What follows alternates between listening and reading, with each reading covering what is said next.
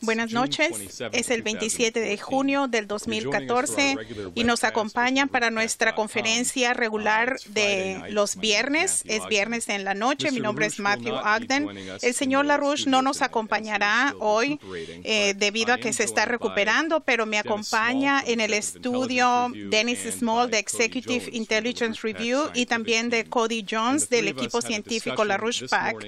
Y esta mañana tuvimos una discusión con el señor LaRouche para prepararnos para esta videoconferencia, y las preguntas a las respuestas que escucharán directamente escucharán el pensar del señor LaRouche. Empezaremos esta noche con nuestra pregunta institucional y le presentaron esta pregunta al señor LaRouche y le pediré al señor Dennis que responda, que dé la respuesta del señor LaRouche. Señor LaRouche, ¿qué tipo de cooperación regional e internacional usted ve para resolver los conflictos de Siria y de Irak? Gracias. Gracias, Matt, y buenas noches a todos. La respuesta del señor LaRouche a esta pregunta de qué medidas se necesitan es muy directa. Hay que deshacerse del presidente Obama. Eso es lo que se necesita, porque sin eso no hay una posibilidad de resolver estas crisis y el peligro de una guerra termonuclear que se viene detrás de la situación en Irak, en Ucrania, la situación en Siria. El señor LaRouche dijo que Obama es una criatura sin esperanza que no responde a ningún proceso de ningún tipo, ha violado la Constitución en un sinnúmero de ocasiones y o movilizamos y logramos su expulsión de la presidencia a través de la Constitución o no hay solución a la crisis indicada. Con respecto a eso, el señor LaRouche quería que ustedes pusieran atención a lo que está en la mayoría de los medios de comunicación con la muerte de Howard Baker, que era famoso por el Watergate, y lo que ustedes escucharon en ese entonces es la pregunta que Howard Baker hizo públicamente al presidente Nixon, ¿qué sabía y cuándo lo supo? El presidente Nixon, ¿qué sabía y cuándo lo supo? Y el señor LaRouche dijo que eso se aplica totalmente a la situación actual con el presidente Obama, y aún más la pregunta adicional que el señor LaRouche quisiera hacer, ¿cuándo Obama supo que era un mentiroso? Porque ha mentido durante toda su presidencia. Nosotros sabemos eso, dijo el señor LaRouche. La gente ignorante tal vez no saben, pero nosotros sabemos eso. Y el señor LaRouche, de hecho, dijo eso hace 5 años en una conferencia nacional donde identificó a Obama como un narcisista y que es un mentiroso incorregible y que funcionaba como una títere del Imperio Británico y de la Reina de Inglaterra, y las políticas centradas en la despoblación del planeta de 7,000 millones de habitantes a menos de 1,000 millones de habitantes, que proponen menos de 1,000 millones de habitantes. El señor LaRouche también agregó que ese es un hecho sobre las mentiras de Obama y su actividad criminal y su que representa al Imperio Británico, pero aquellos que lo protegen son cómplices de esas actividades y esos crímenes, y eso debe acabarse. Con respecto a eso, LaRouche PAC esta semana, como muchos de ustedes saben, ha circulado desde el martes en la noche y en la mañana un volante basado en una declaración del señor LaRouche que se llama Hillary Clinton. Las revelaciones de Benghazi significan que Obama debe ser llevado al juicio inmediatamente. En ese volante, el señor LaRouche se refiere a las referencias de un libro que acaba de publicar Ed Klein, que se llama Blood Feud, que quiere decir disputa mortal, en donde él dice que el presidente Obama presionó a Hillary Clinton para que mintiera a sabiendas, porque Obama sabía perfectamente, y también todo el gobierno, de que el ataque que sucedió el 11 de septiembre del 2012 en Libia, en Benghazi, fue de hecho una operación llevada a cabo por una organización conectada con Al-Qaeda, Ansar al-Sharia, y no tenía nada que ver con los videos que ellos estaban mirando. Tenía que ver con el hecho de que este era el 11 de septiembre y esto fue un ataque terrorista motivado políticamente, se conocía, era obvio, y aún así Obama le llamó a Hillary Clinton y demandó que mintiera sobre esto públicamente. El volante del señor LaRouche, la declaración dice que estas mentiras de Obama y sus mentiras documentadas lo hace cómplice de esas, después del hecho de ese asesinato del embajador estadounidense y de esos estadounidenses que fueron las víctimas de esta operación. Y el señor LaRouche dice que el Congreso debe actuar y que el momento del oportunismo y del partidario y la cobardía debe acabar. La emisión de este volante y su distribución masiva que hemos estado haciendo en Washington, D.C. es algo que de que la prensa estadounidense podría decir que les sorprendió, porque lo que sucedió es de que la Voz de Rusia, que es la estación de radio del gobierno ruso en Rusia, a las 24 horas de que publicáramos este volante y las declaraciones de John Boehner, que habla de tal vez no llevar a juicio político a Obama, pero de llevarlo a un juicio. Y Voz de Rusia entrevistó a LaRouche porque querían saber qué es lo que sucedía. Y lo que LaRouche dijo en esa entrevista con la Voz de Rusia, citamos, Obama está violando la Constitución estadounidense. Hay varias instituciones que tienen fuertes argumentos para que de que Obama está al borde de ser echado de su puesto. Si no lo echamos, estamos dirigidos hacia una guerra termonuclear. Y en otras pláticas con el señor LaRouche, hoy elaboró un poco más. Y él dijo, no puede haber una paz a nivel global mientras Obama continúe en la presidencia. No solamente ha puesto en riesgo la existencia de la Constitución estadounidense, pero el problema es que es un representante del Imperio Británico y de sus políticas, y esas políticas, bajo las condiciones actuales de una implosión financiera global que se lleva a cabo, bajo las condiciones de la desesperación del Imperio Británico y de sus aliados como Arabia Saudita y de la presidencia de Obama, de imponer una política de rescates internos para reestructurar ese sistema, que significa despoblar al planeta, eliminando a 6,000 millones de habitantes. Esa política que Obama está implementando debe eliminarse. No hay esperanza para el mundo, tanto en términos de guerra o en el frente económico, y eso se debe decir. Los puntos es que la destrucción del Estado Nacional Soberano, la destrucción de la creatividad del individuo y el que se imponga el concepto bestial del hombre que es apto para la visión del Imperio Británico y sus políticas.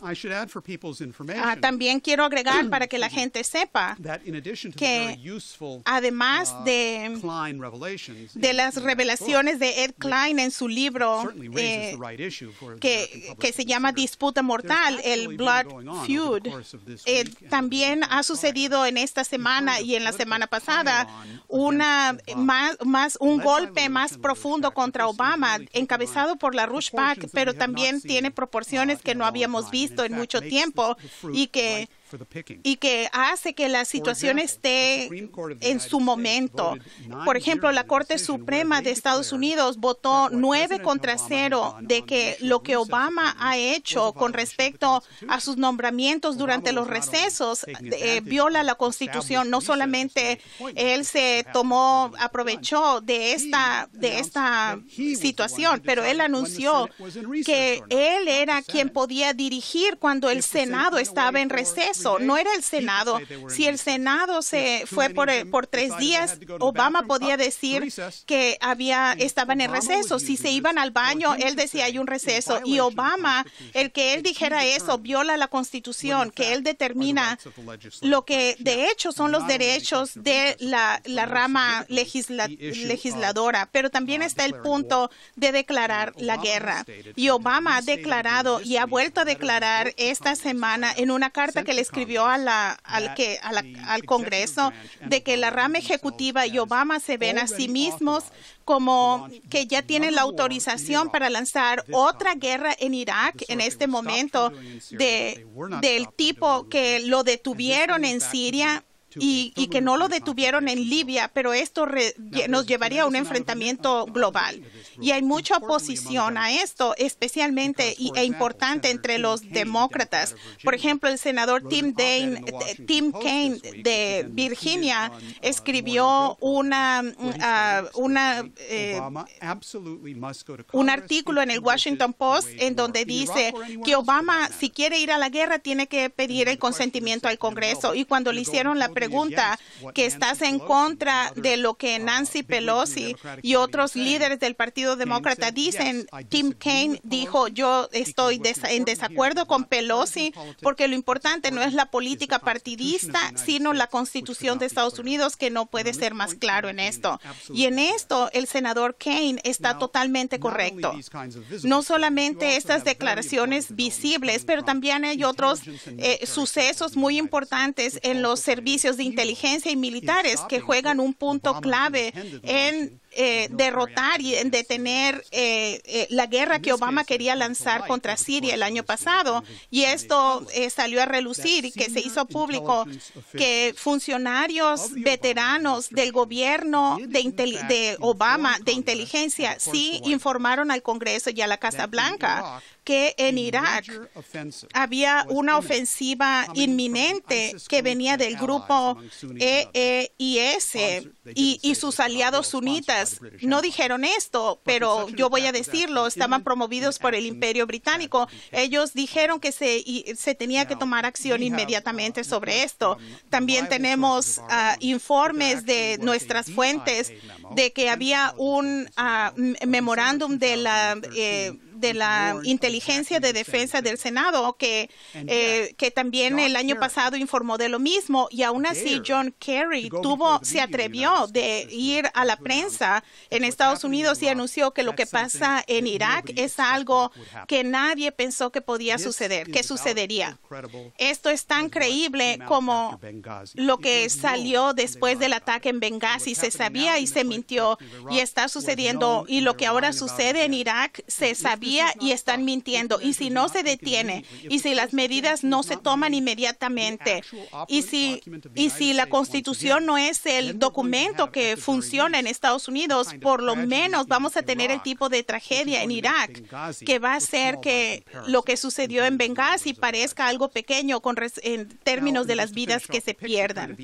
Y también para darles una idea más a fondo de lo que ha sucedido en esta semana, es de que el presidente del Congreso, John Boehner, anunció públicamente que él planeaba tomar una acción legal, una demanda contra Obama por no llevar a cabo las leyes fielmente del país. Pero él dijo que esto no tenía nada que ver con un juicio político de Obama, pero ¿a dónde va a llevar esto? Todavía está por verse, pero definitivamente esto demuestra que el termostato bajo el trasero de John Boehner funciona, porque él claramente percibió el calor que está recibiendo, porque la población está enojada, dicen que ya basta, no saben de dónde viene, pero saben que estos son una sarta de mentiras. Y ahora, con la movilización encabezada por Lyndon LaRouche, por LaRouche PAC, con el volante que les acabo de mostrar, ustedes deben reproducirlo de la página nuestra. Esta movilización está diseñada para ver si podemos hacer que la situación esté tan candente que se destruya el termostato bajo el trasero de John Boehner, pero de todos los miembros del Congreso y del Senado. Okay, thanks, Dennis. Gracias, Dennis. Quisiera continuar con este tema del juicio político de Obama. Creo que es pertinente y importante, y creo que el señor LaRouche ha trabajado mucho para que suceda esto, dado a lo que dijo Tim Kaine, de que Obama debe venir al Congreso antes de iniciar cualquier tipo de ataque militar en Irak o en cualquier otro lugar. Esto hace un eco al sentimiento que había alrededor del gobierno de Obama en agosto del 2011, y el señor LaRouche en ese momento, en el 2011, muy fuertemente de nuevo pidió que se sacara a Obama de la presidencia, que se le llevara al juicio político debido a la violación de las leyes del poder de guerra en lanzar un ataque contra Libia y del asesinato judicial de Gaddafi. Y por eso LaRouche dijo que Obama debía ser sacado de la presidencia. Y otro amigo nuestro, como el congresista Walter Jones, dijo lo mismo. Y lo que sucedió es que Obama, por su propia cuenta, fue a Libia, ordenó este ataque militar, ordenó el asesinato de Gaddafi y creó en Libia el que se controlaran los terroristas, en particular el grupo peleador islámico de Libia, que están conectados con Al-Qaeda, que tomó el control del país con el apoyo del gobierno de Obama, mientras que supuestamente la gente como Brennan estaban en Libia, trataba de detener al terrorismo de Al-Qaeda. Pero el país fue controlado, las redes de Al-Qaeda tomó el control, y vimos lo que sucedió el 11 de septiembre del 2012, que fue la destrucción de la embajada estadounidense, incluyendo el asesinato del embajador Stevens, y después Obama trató de encubrir diciendo que esto no fue un acto de terrorismo.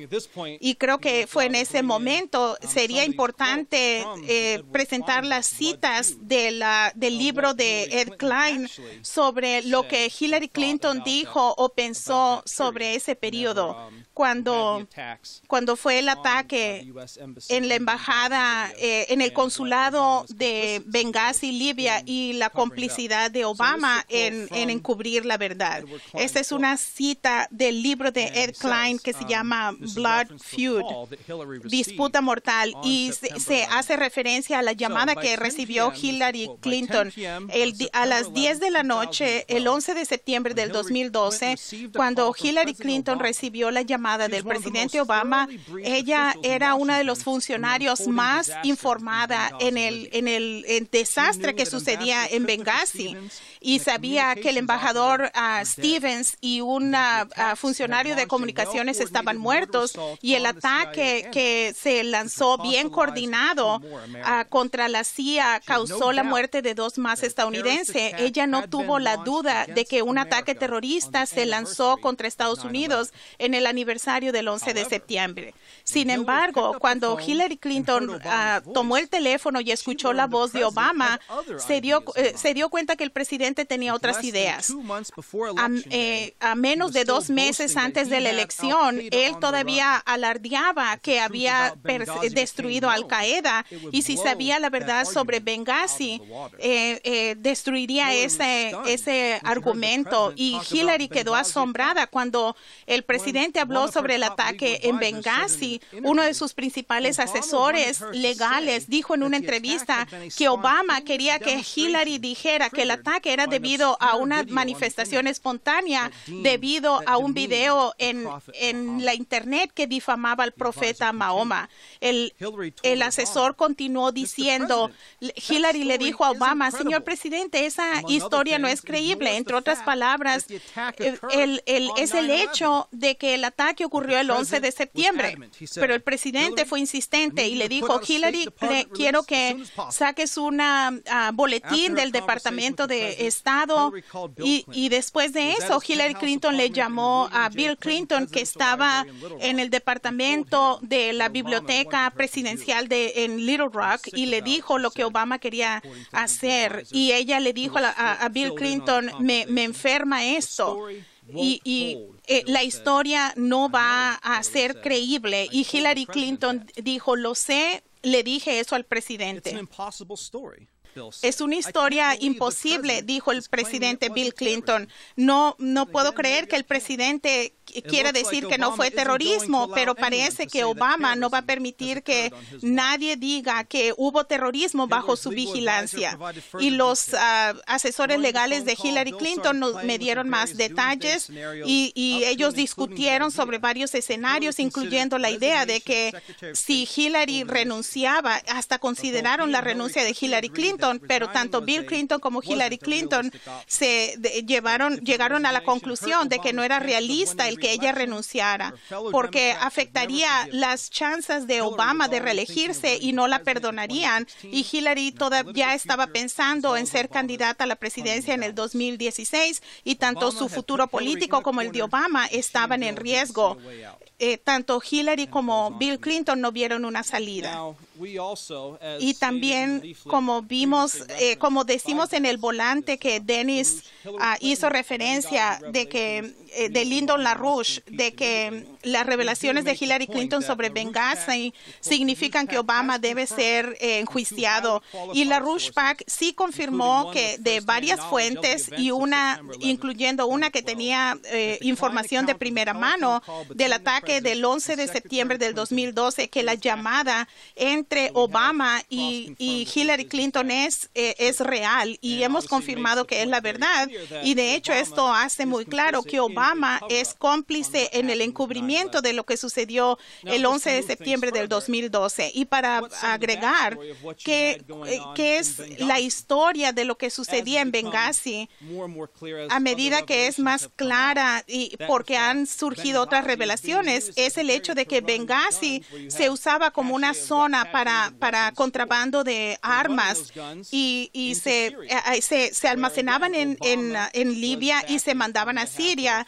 Y Obama, a nombre de los británicos, estaba apoyando a los terroristas en el intento de derrocar al gobierno de Siria. Y esto incluyó el apoyo de varios grupos como el Frente al-Nusra, que después surgió que estaba conectado explícitamente con Al-Qaeda, y el grupo al-Nusra también está conectado con el grupo ISIS, que es el Estado Islámico de Irak y Siria, el EIIS, y también en el Levante, que es algo similar. Obama, con referencia a Siria, la gente tal vez recuerda que en el septiembre del 2013, el gobierno de Siria, Obama dijo que el gobierno de Siria había cruzado la raya cuando se reveló supuestamente de que Siria usó armas químicas contra su propia población. Y Obama en ese momento dijo, se ha cruzado la raya, y estaba preparado para lanzar una guerra contra Siria, pero debido a la intervención del señor LaRouche y de nuestra organización y otros elementos de la institución de la presidencia que intervinieron fuertemente y dijeron claramente, Obama, este será tu fin si avanzas con este ataque sin la autorización del Congreso.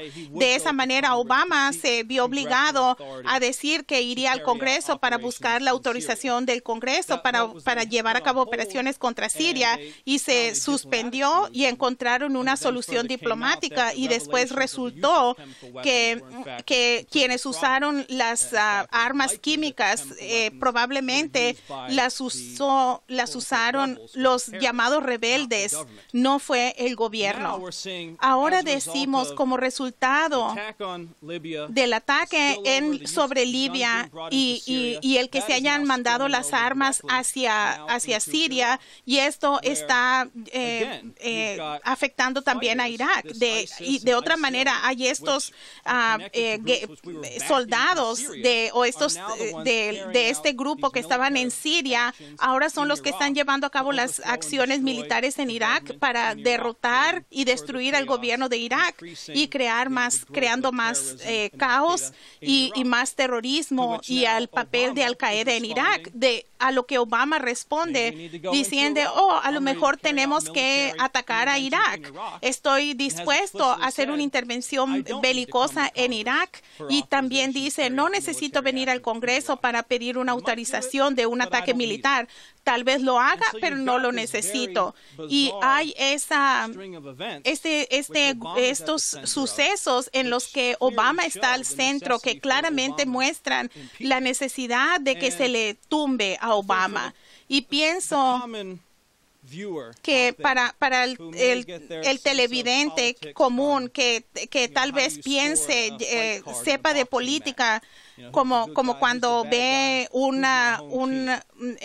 equipo deportivo, o que es como una película del oeste, quién tiene el sombrero negro, quién tiene el sombrero blanco, todo es como una escena esquizofrénica de Alicia en el Mundo de las Maravillas. ¿Qué verdaderamente se está detrás de esta situación que vemos en el Oriente Medio? ¿Es esquizofrenia de parte de Obama? O, como tú puedes elaborar más, hay algo más siniestro y más coordinado que está manipulando las sombras que vemos en el escenario.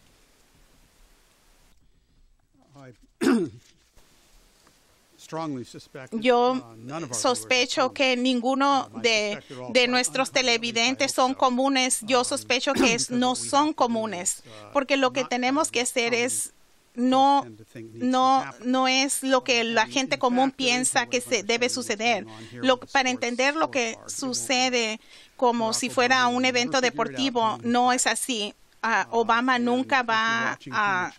Si ustedes están viendo el Mundial de Fútbol, les recomiendo que dejen de verlo, porque el mundo se va al infierno en este momento.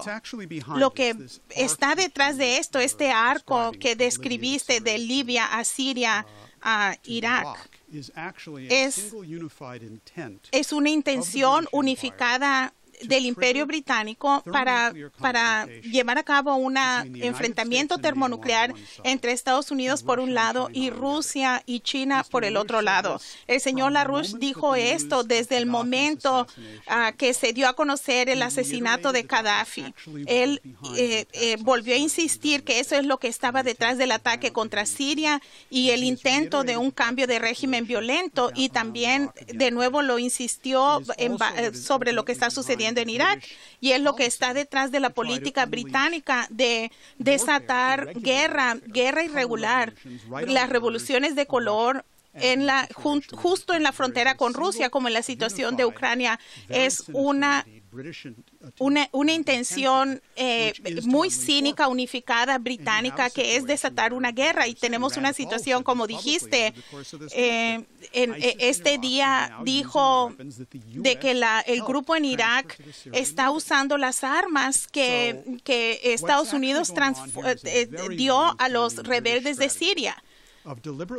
Y los británicos están desatando una guerra religiosa deliberada, sectaria, para lograr el caos y la reducción de la población y el control político, y también el objetivo y en la política de Obama, y Obama actúa como un agente de la reina. El objetivo es dar marcha atrás a la historia antes de que se firmara el Tratado de Westfalia de 1648. Este tratado creó un acuerdo donde las guerras religiosas que habían arrasado a Europa en ese momento, bajo manipulación del Imperio Británico, en ese momento entre protestantes y católicos, esto se detuvo con el Tratado de Westfalia y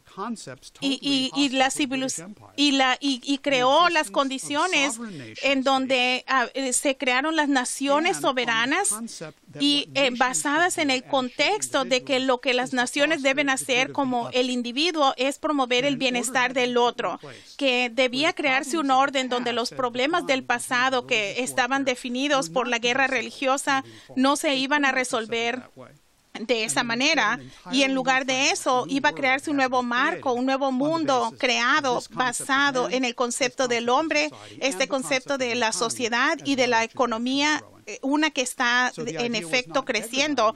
La idea no era pedir limosna al vecino, sino que el vecino prosperara. Y eso lo que los británicos están haciendo hoy, están promoviendo las circunstancias donde están haciendo todo lo posible para promover desatar el barbarismo, y están haciendo buen trabajo, porque lo que están haciendo, están convirtiendo a los hombres en bestias, y lo ven con lo que sucedió en Ucrania, con los fascistas, neonazis, el grupo sector derecha en Ucrania y también en Irak, y los británicos están detrás de ello, y su política no les importa si la bestia que crean son bestias católicas o protestantes, si son sunitas o son chiitas, si son judíos o hindúes, solo que el concepto del hombre se reduzca a la bestialidad. Es decir, que para yo sobrevivir debo destruir a los otros, y me defino a mí mismo desde la visión más estrecha y sectaria, y ese es lo que buscan los británicos. Esto es exactamente el concepto que el señor LaRouche describió como el principio de Zeus en la historia, o en el lenguaje que algunas personas entienden más claramente. Esto es Satanás. Esto es Satanás que está cambiando a los seres humanos que pueden ser potencialmente creativos, los convierten en bestias, como sucedió en la arena romana, donde los gladiadores eran más bestias del otro a quien trataban de destruir. Y ese satanismo del Imperio Británico, que es exactamente lo que sucede y es lo que los guía, que es lo que vemos en la situación. También quisiera citar los comentarios en un artículo que se acaba de publicar en la última edición de la revista del movimiento de LaRouche, Executive Intelligence Review, que fue escrito por Sergei Glaziev, quien es un asesor del presidente de la Federación Rusa, es un asesor de Putin. Glaziev, como se acordarán, también mandó un mensaje muy importante a la conferencia del Instituto Schiller que acabamos de tener en Nueva York, y en este artículo lo que Glaziev dice es lo siguiente: si analizamos quién está influenciando la política estadounidense, y él habla de Ucrania, pero más que Ucrania, está hablando de toda la situación. Si analizamos quién está influenciando, no es difícil ver que los responsables por estas decisiones son un grupo de extremistas radicales locos, los llamados neoconservadores, que ven a todo el mundo a través del lente de su para tener es la visión de la oligarquía, y es el fascismo en su propia manera, basado no en el nacionalismo radical, sino en la hegemonía global. Estos neoconservadores son misántropos y son satánicos, y que están incluso preparados para arrojar la bomba nuclear. Glaziev, el análisis no llega en un par de maneras, solamente menciona un aspecto. Los neoconservadores merecen eso, pero es el Imperio Británico. Están los neoconservadores y los neoliberales. Ambos lados de la ecuación son desplegados por los británicos, y por lo tanto creo que es importante ver el asunto del Tratado de Westfalia como el concepto que los británicos quieren destruir, pero muy importantemente destruirlo con respecto a la nación soberana y la economía y a la mente de los hombres, que es el campo de batalla central y más importante.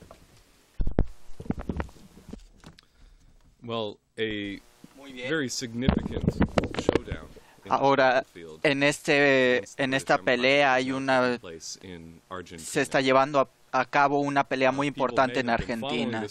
La gente que ha estado siguiendo esta historia de manera cercana, después de la decisión de la Suprema Corte para mantener el favor de los fondos buitres, toda la guerra se ha desatado, en donde Argentina ha dicho que van a pelear por su soberanía y que no simplemente van a morir.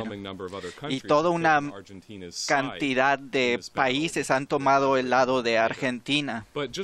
Pero para darles un poco de lo que ha pasado anteriormente, en el 2005, de forma única, Argentina rompió con el Fondo Monetario Internacional y la recolección de fondos. Y lo que hizo fue una reestructuración desde arriba de su deuda extranjera y la reorganizó con todos sus 94.2% para asegurar en sus deudas que quedaran para que fueran a largo plazo. Y mientras Argentina lo que hizo fue inversión nacional de crecimiento, una estrategia de crecimiento. Y lo que pasa del 2001, cuando el desempleo alcanza un porcentaje grandísimo, el 25% y más del 50% en la pobreza. Entonces, el rechazar las condicionalidades, las condiciones del Fondo Monetario y adoptar la política soberana y la inversión en la ciencia y en la tecnología, como la energía nuclear y el programa espacial, le permitió a Argentina crear bien real con avance en la productividad y permitir pagar sus deudas al reestructurarlas sin matar a su gente, como lo vemos en Grecia, Portugal, Irlanda, por ejemplo. El gobierno argentino dijo en una carta que publicaron esta semana en una docena de periódicos en Europa, dijeron, el principio fundamental de todas las negociaciones que se llevan a cabo con los para poder acreedores es que para poder pagar, Argentina necesita hacer crecer, generar los recursos que le permitan pagar, y eso ha sido lo importante en todas las negociaciones de la deuda que ha hecho Argentina desde el 2003. Con este enfoque, más de una década, la economía argentina ha estado creciendo, reduciendo el desempleo y ha reducido su deuda. Entonces, como lo digo, el 93% de los acreedores extranjeros de Argentina aceptaron esta reestructuración y por lo tanto han estado recibiendo puntualmente los pagos. Sin embargo, el 7% de los acreedores no lo aceptaron y continuaron diciendo, ¿sabes qué? Queremos la deuda como es. Y a pesar de que la ley interna argentina los protege de estos acreedores, estos fondos buitres, como se han llegado a conocer, decidieron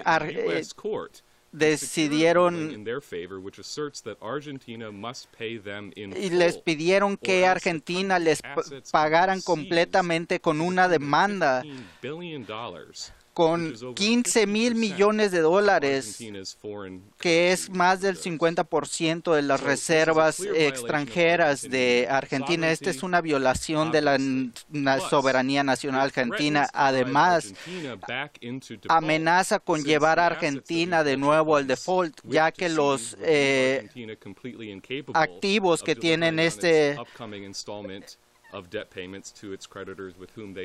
que estos quieren incautar dejarían a Argentina en nada, y entonces ellos después vendrían que los otros acreedores se les trate de la misma manera y se les pague todo completo, y entonces esto desata una política asesina en todo el mundo. Y al decir que estos piratas de Wall Street, estos fondos buitres, tienen el derecho de incautar activos en cualquier nación del mundo sin considerar la soberanía nacional o la ley constitucional. Ahora, los dos fondos buitres, NML Capital, que Paul Singer y propiedad de Paul Singer y el Aurelius Capital Management. Realmente son eso, son buitres o carroñeros que se alimentan de los cuerpos muertos, en donde compran la deuda muerta y después intentan ganar figuras gigantescas cobrándolas. Y el gobierno argentino hizo esto muy claro. Dijeron, los fondos buitres que aseguraron en realidad un fallo a su favor ni siquiera nos prestaron originalmente a Argentina. Compraron los bonos baratísimos con el único propósito de entrar para ganar ganancias enormes. El fondo NML de Paul Singer en el 2008 solamente pagó $48 millones por los bonos. La juez Griesia ahora ordena que se les pague $832 millones, es decir, 1.600% de ganancia en tan solo 6 años. Ahora, la Argentina se rehúsa a someterse. El ministro de Argentina, Axel Kicillof, ha dicho, si nos piden en este fallo que nos matemos, que hagamos suicidio, no lo vamos a hacer. Y otra cosa es la presidenta Cristina Fernández de Kirchner, presidenta de Argentina, dijo en el 16 de junio, no hay razón por la cual se le deba someter a Argentina a este tipo de extorsión. Esto no es un problema económico o financiero o incluso algo legal. Este es un tipo de dominio global de los derivados financieros para derrotar y humillar a las naciones. En el discurso de la presidenta en el G77 en Bolivia dijo, en este anarcocapitalismo en donde un pequeño grupo de financieros controla al resto de la humanidad, un grupo que se les conoce como los fondos buitres, compran instrumentos financieros a precios súper bajos. Los financieros no pagan impuestos.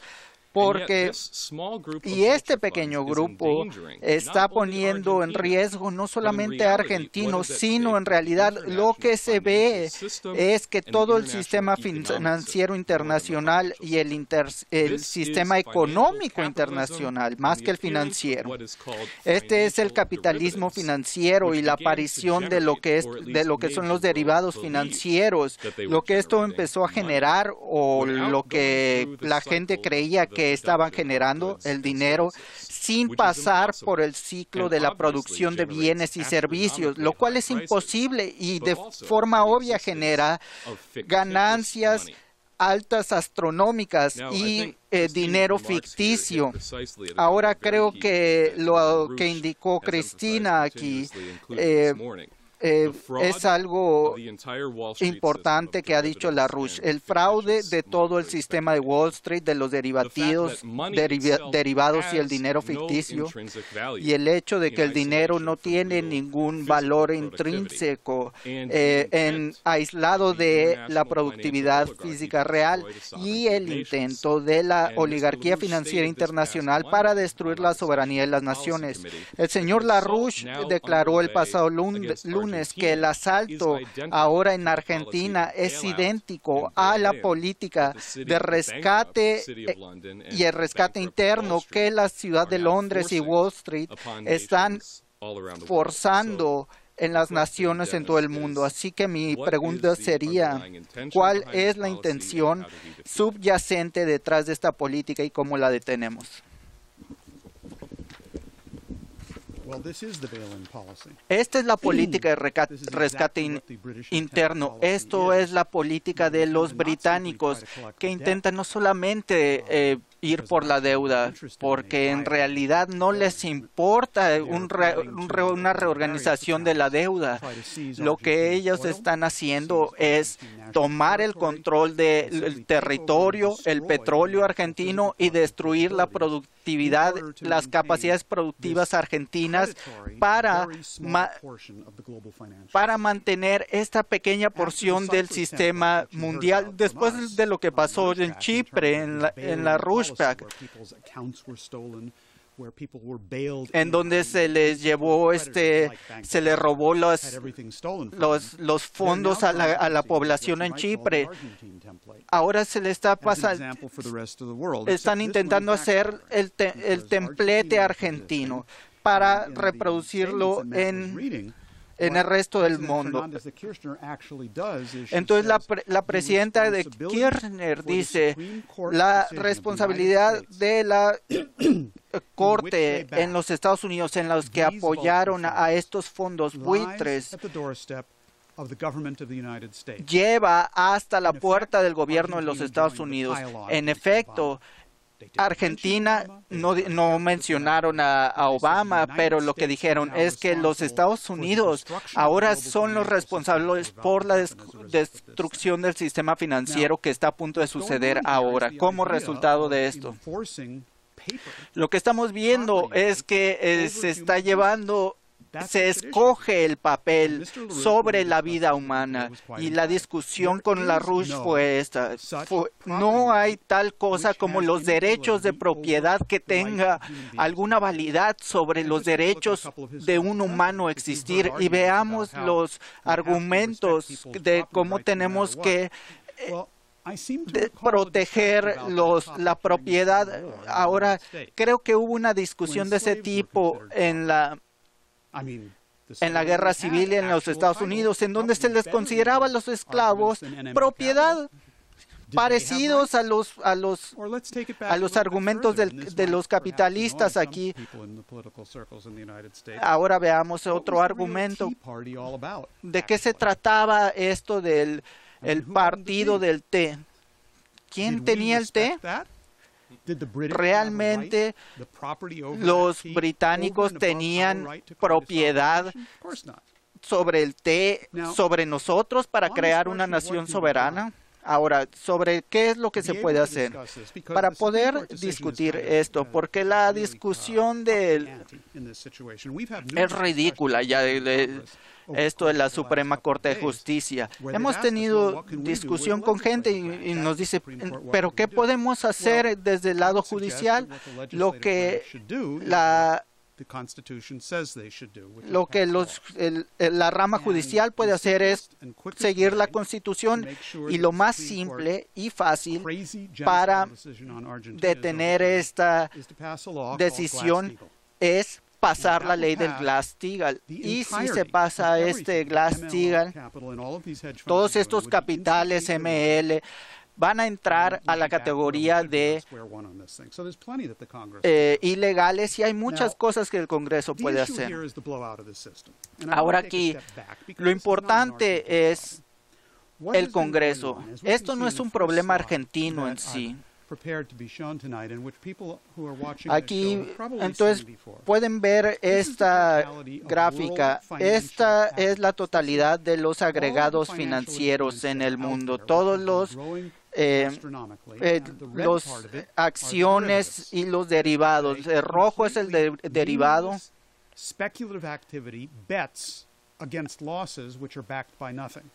Entonces, estas son apuestas de los derivados, son apuestas sobre nada. Y hay una pequeña parte de que eso es la deuda en verde, y luego el azul vemos todas las acciones del mercado. Ahora, esto en realidad, el 90% de esto es nada, son los derivados, y esto lo vemos después de 1999, que es cuando se rompió el Glass-Steagall y los derivados crecieron. La próxima la vemos en el 2007, 2008. Vemos el siguiente que va hacia arriba y vemos como ya no era tan fácil. Lo que debió haber pasado es que toda esa burbuja debió haber caído, pero se hicieron arreglos en donde les empezaron a inyectar dinero para contener y mantener la existencia de esta burbuja cancerígena. Esto hasta el 2012 funcionó así. Lo que funcionó entonces es lo que vemos aquí, lo que sucedió. Del 2012 diciembre al día de hoy, el crecimiento de los derivados ha pasado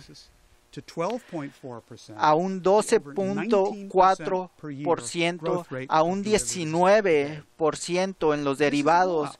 Es una cosa impresionante. Ha explotado la hiperinflación. Y si quieren saber por qué están tan desesperados para deshacerse de las naciones, todo lo que tienen que saber es que este sistema ya desapareció. Entonces, ¿en qué forma se relaciona esto con el rescate interno? Bueno, pues lo que tenemos que indicar es que el rescate de uno es el rescate interno del otro. En otras palabras, ¿qué activos están agarrando? Toda la política de rescate interno. En el Dodd-Frank, los derivados quedan fuera. A los derivados no se les toca. A ellos pasan gratis, pero a todos los demás se les hace rescate interno para rescatar ese 90% del cáncer. Y eso es lo que estamos viendo. Y eso es la política británica, es borrar de la faz del planeta 6,000 millones de planetas. Y LaRouche dijo cuando lo discutimos, simplemente hay que cancelarlo. Especulativa, son fraudes, no es real. Todo esto viene de la política del Imperio Británico. La reina es malvada. Y después el señor LaRouche dijo, Wall Street está llevando a cabo el genocidio. Su especulación no es legal. Borrémoslos del mapa. Lo que podríamos hacer es colgarlos de los testículos con un piano. Es Wall Street. Escojamos Wall Street o la humanidad. Su opción. El señor LaRouche también enfatizó esta mañana cuando hablamos con él que si usted ve la Alianza Global de las Naciones que se están solidarizando con Argentina, que incluye a Rusia, China, India, Brasil y también a todo el grupo de 77 naciones, esto es suficiente para destruir al Imperio Británico. Si ven a todas las naciones que se están uniendo para resistir al Imperio Británico en este punto y se pregunta cuál es la porción de la población mundial esta coalición de fuerzas representa, y claramente ven cuál es la implicación de esta batalla. Déjenme mostrarle un mapa de estos países. Este mapa muestra al grupo de los 77 en verde, que de hecho consiste de 137 naciones miembros, que comprende a casi toda la totalidad del hemisferio sur. Este grupo, en su mayoría, con respecto a es el mismo grupo de no alineado. Y también pueden ver en azul a Rusia, que solo es el 11.5% de todo el total de la Tierra del planeta. El grupo de los 77 representa 5.600 millones de habitantes, o 77%, 78% de toda la población del planeta. Y con Rusia es 80% de toda la población del planeta. Estas son las naciones que se han solidarizado con Argentina en su guerra contra Wall Street y la ciudad de Londres. Este miércoles, el 25 de junio, al fin de la reunión del Grupo de los 77 en Nueva York, el grupo de 137 naciones unánimemente votó a favor de darle el apoyo a Argentina en su pelea contra los fondos buitres. El presidente actual del Grupo 77, Sasha Llorenti Solís, el presidente de este grupo, dijo que la causa de Argentina es la causa del Grupo de los 77, y después de que se dijera el discurso del ministro de Economía argentino de que estas deudas usureras por 150 años han sido usureras, empezando con el millón de libras que fue un préstamo usurero que dieron en 1854, y cada embajador dio su apoyo a Argentina. El embajador de India declaró que el fallo a favor de los fondos buitre, el desastre no es solamente de Argentina, sino de todo el mundo y el sistema financiero. El embajador brasileño mencionó que esto era irresponsable, especulativo, moralmente cuestionable y con un impacto en Argentina y un impacto destructivo y sistémico en la arquitectura financiera mundial. Y el embajador de Cuba dijo que las acciones de los fondos buitres son, citamos, un acto de genocidio. Todo sentido de ética y la capacidad moral se ha perdido. Al mismo tiempo, del Grupo de los 77 dan su solidaridad. Los rusos han expresado su propia solidaridad con Argentina. Nos acabamos de enterar que el presidente Vladimir Putin viajará a Argentina para reunirse con Cristina Kirchner en julio, después de la reunión del BRICS, y dice que van a hablar de la energía nuclear, maquinaria pesada, cooperación, y Argentina es un aliado clave en Latinoamérica para Rusia. Y esta semana una delegación del Congreso argentino viajó a Moscú con Sergei Lavrov, y Lavrov dio su apoyo a Argentina y al mismo tiempo volvió a dar el apoyo de Argentina con respecto a la isla de las Malvinas en contra de los británicos. Y el líder el presidente de la Cámara de Diputados de Argentina también dio una solidaridad similar a Rusia en el caso de Crimea. Y el que encabezaba la delegación, Domínguez, dijo que el gran apoyo que Argentina ha recibido del mundo entero, lo pueden ver en ese mapa, muestra que lo que está en juego es el poder del estados soberanos en contra del poder del capital financiero. Y aquí está en defensa la soberanía nacional. Y el presidente de Uruguay, el presidente Mujica, dijo: debemos darle una mano a Argentina para permitirle lanzar un contragolpe para que el enfrentamiento se convierta en un enfrentamiento global, no solo uno en donde Argentina participe. Hoy vienen por ti, pero mañana vendrán por mí. Esto lo dijo el presidente de Uruguay, José Mujica. Y quiero terminar con lo que dijo el donde se citó a Cristina Kirchner en el Grupo de los 77. Hoy los fondos buitres ponen en peligro al sistema financiero. Esta no es una materia del norte o sur, pero de una economía productiva en contra de una economía especulativa. Y yo pienso que es muy apropiado, porque ese es el mismo punto que el señor LaRouche ha hecho en varias ocasiones. Es el sistema transatlántico en contra, que es Wall Street, y está muriendo porque tienen una política verde, anticientífica, antihumana, y como vieron en la gráfica que Denis presentó, tienen una especulación hiperinflacionaria, pero el sistema euroasiático está creciendo debido a la alta tecnología, alta productividad y esta orientación. Y el señor LaRouche enfatizó que esos dos sistemas representan, como Denis declaró, dos visiones opuestas del hombre. Una una visión zeusiana o una visión satánica del hombre en contra de la visión prometea del hombre. Dennis, ¿podrías abordar la cuestión de lo que define a esta resistencia que está surgiendo en el mundo?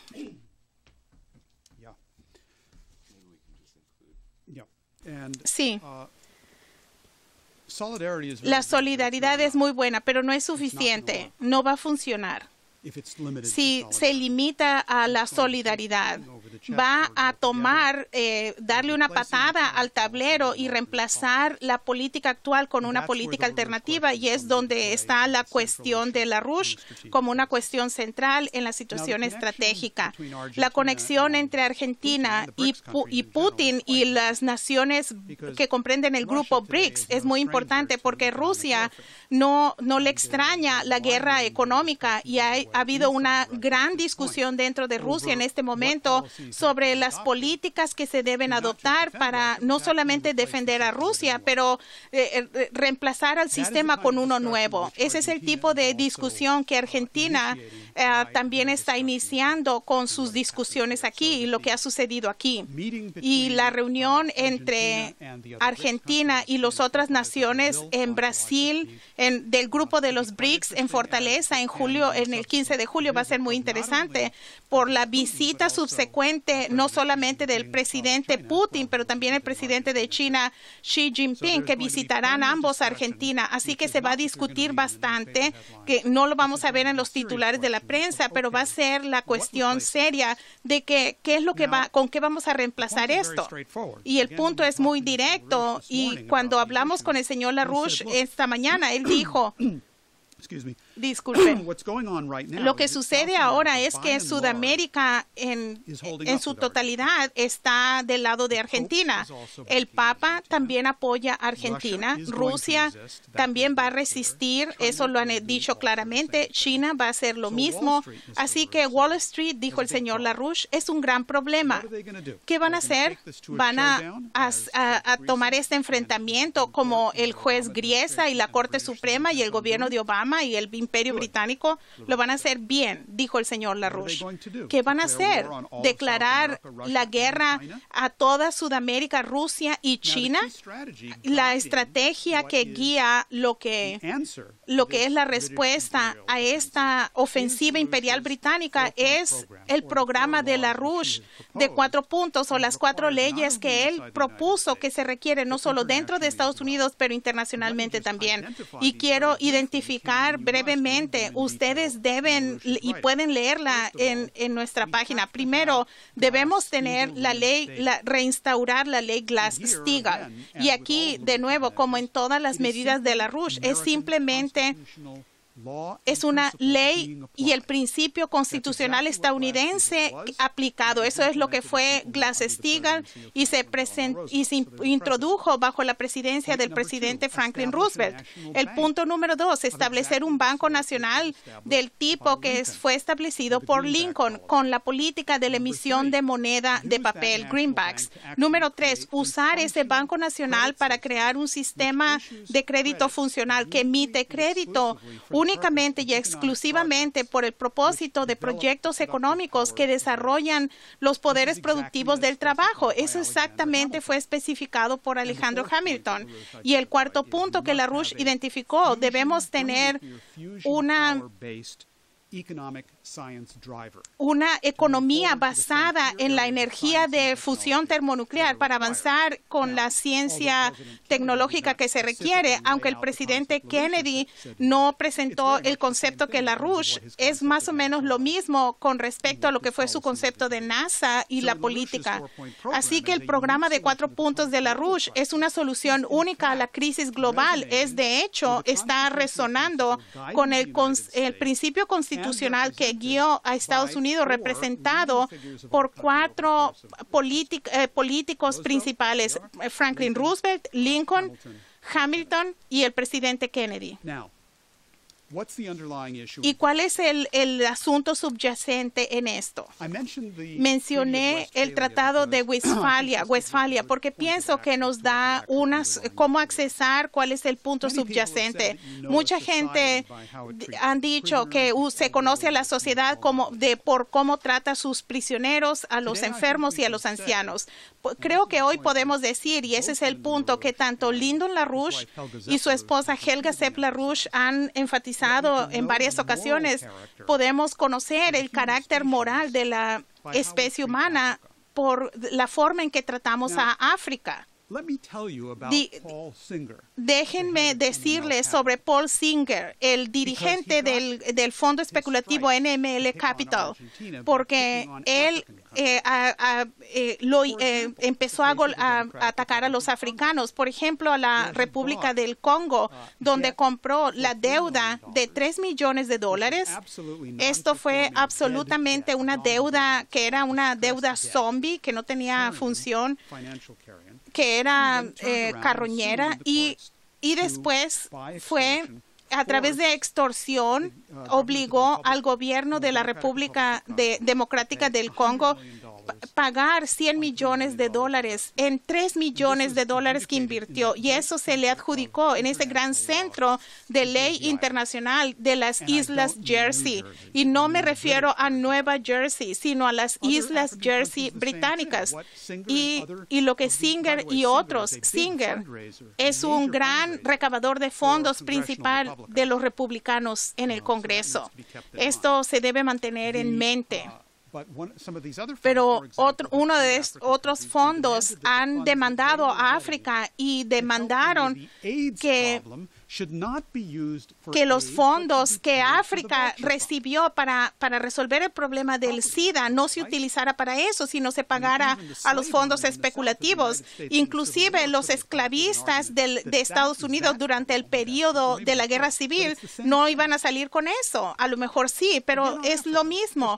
Y también de nuevo África, con respecto a la ley, a las políticas verdes, hubo una reunión del grupo que se llama GLOBE, legisladores, promotores del ambiente, y este grupo fue promovido por Tony Blair y Al Gore, y es promovido por uno de los lores británicos, y se reunieron en México y dijeron que no era solamente necesario desnuclearizar, que mataría a millones de personas, y no solamente no se debería de eliminar las emisiones del dióxido de carbono, pero dieron la lectura a los africanos de que debían de dejar de disminuir el uso de la madera en África, que hizo que el representante de la República del Congo, que dijo, necesitamos el bosque para que nuestra gente pueda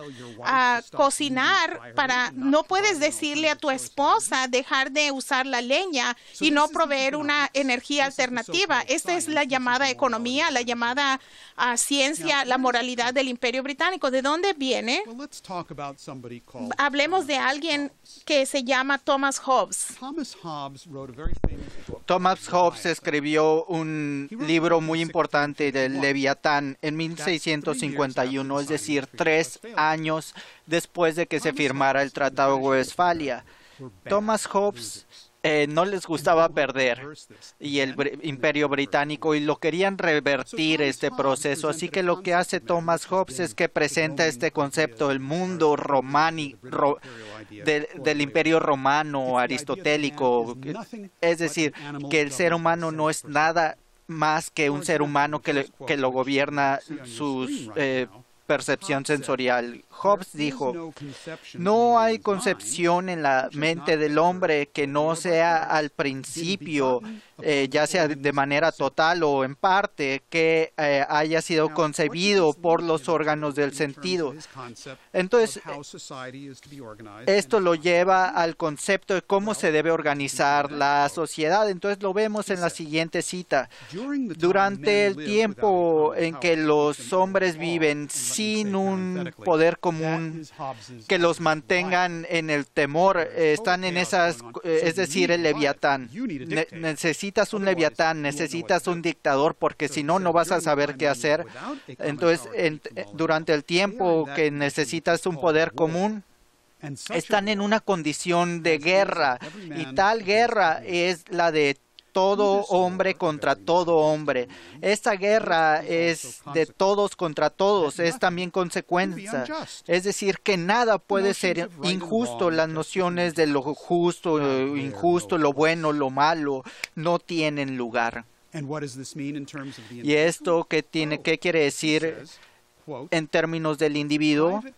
Bueno, pues que el apetito privado es la medida del bien y el mal.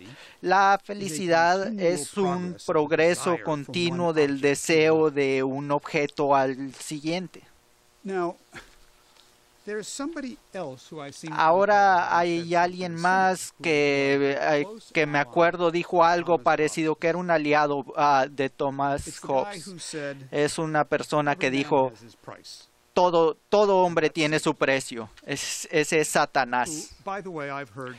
Que por cierto, creo que se registró para ir a hacer lobby al Congreso de los Estados Unidos. Hay una visión contraria, claro, y esta es la visión que respalda los 4 puntos de LaRouche, y es la visión que creó la revolución en los Estados Unidos, lo que ha estado peleando en contra del sistema británico, porque incluso en el periodo de Westfalia, donde los británicos lanzaron el contragolpe, como lo puedes ver con Hobbes, Gottfried Leibniz en 1702 escribió sobre temas similares, sobre cuál es la verdad, qué es lo verdadero en el ser humano, y Leibniz sería uno de nuestros padres fundadores. La justicia es el bien que se conforma a la sabiduría, y la sabiduría, como yo lo veo, no es nada más que la ciencia de la felicidad, no la visión de la felicidad de pasar de un placer al que sigue, como el fondo buitre NML Capital. Es la ciencia de la felicidad, la búsqueda de la felicidad. Si le suena esa expresión en donde la justicia, es decir, que el hombre es bueno en su naturaleza. Entonces, Leibniz dice, así la sabiduría soberana está tan bien regulada que nuestro deber debe ser también nuestra felicidad, que toda virtud produce su propia recompensa y que todo crimen se castiga a sí mismo tarde o temprano.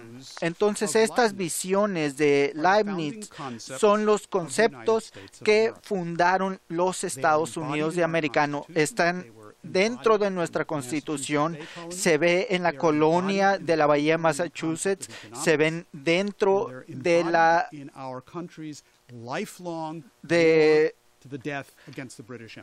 guerra eterna en contra del Imperio Británico. Y esta visión leibniziana de que el hombre en su naturaleza es bueno, se le puede hacer malo.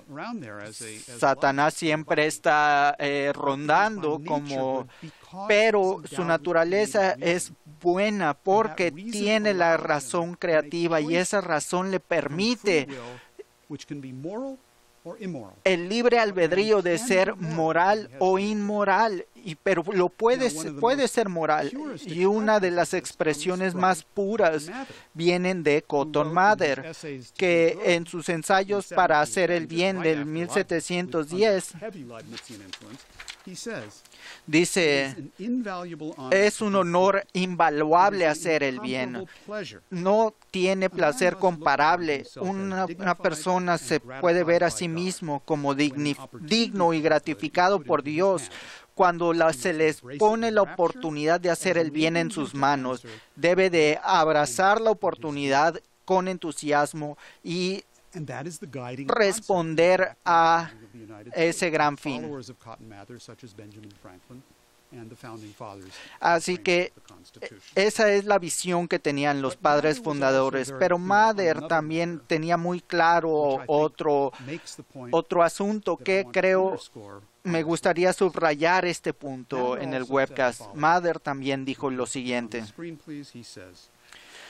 los gobernantes que no usan su posición superior más que con arrogancia y ordenan a sus servilmente y se enriquecen con el botín y saquean, y entonces estos son... Y yo no sabía que Cotton Mather conocía a Barack Obama, pero no me cabe duda de que sería el primero que estaría sacando este volante en las calles, luchando. Con eso, vamos a llegar al fin de nuestro webcast del día de hoy. Les agradezco que se nos hayan unido. Dennis Small, Cody Jones, buenas noches.